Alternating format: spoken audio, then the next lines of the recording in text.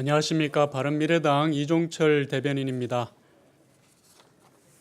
한 가지만 좀 말씀드리겠습니다.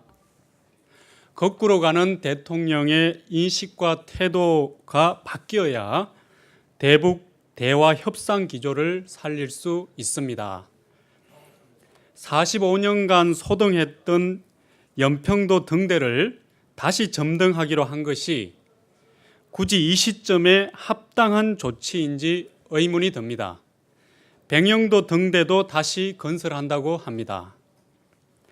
등대에 불을 켜는 것은 북한 해안포에 타격 원점을 제공하고 공군 전력의 공격 기준점이 되면 물론 간첩 침투와 상륙작전 등에 활용될 수 있어서 군은 그동안 강력히 반대를 해왔습니다.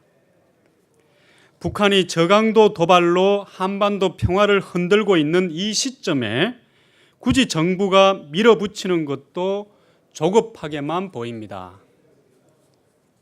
정부는 북한의 단거리 미사일을 미사일이라 지칭하기를 기피하며 며칠이 지나도록 특정할 수 없다는 말만 되풀이하고 있습니다. 9.19 군사합의의 취지에 어긋난다고 하면서 북한에 대해서 항의나 최소한의 유감 표명조차 하지 않았습니다.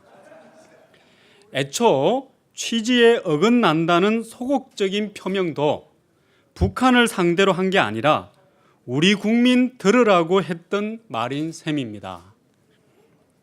군 통신선 복원을 해놓고 통화조차 한번 하지 않았다고 합니다. 개성의 남북연락사무소도 아무런 움직임도 말도 없습니다. 이럴 때 소통 창구로 쓰자고 만들어 놓은 게 아니었던지 묻고 싶습니다.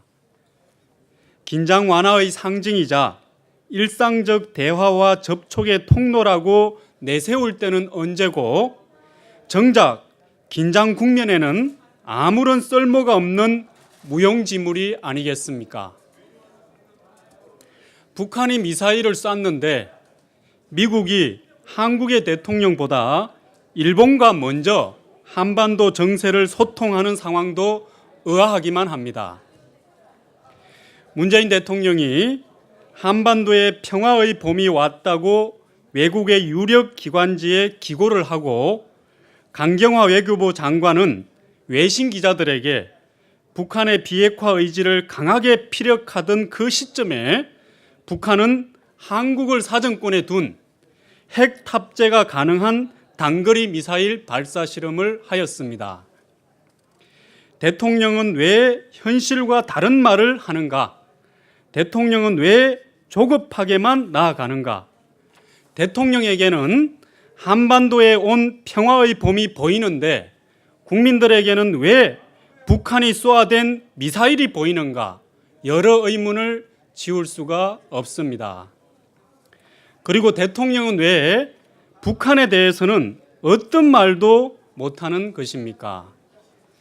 거꾸로 가는 대통령의 태도와 인식이 바뀌지 않는다면 북한 비핵화와 한반도 평화를 향한 정부의 정책과 기조는 큰 위협에 직면할 것입니다. 대한민국 안보에 대한 굳건한 믿음을 주지 못하는 상황이 계속되고 반복되는 한 국민들은 대통령의 말을 의심하기 시작할 것입니다. 한반도 정책의 대전제에 의문만 커질 것입니다.